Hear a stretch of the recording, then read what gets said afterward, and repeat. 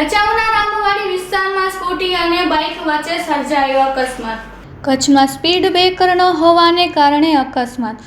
ભચાઉના રામવાડી વિસ્તારમાં speed breaker ન હોવાને કારણે અકસ્માત। સ્કૂટી અને બાઇક વચ્ચે જોરદાર ટક્કર। સ્કૂટી ચાલક હેતી પ્રજાપતિ નામની મહિલાને ગંભીર ઇજાઓ। મહિલાને નજીકના હોસ્પિટલમાં સારવાર માટે ખસેડવામાં આવી। સમગ્ર ઘટનાનો વિડીયો સોશિયલ મીડિયામાં વાયરલ।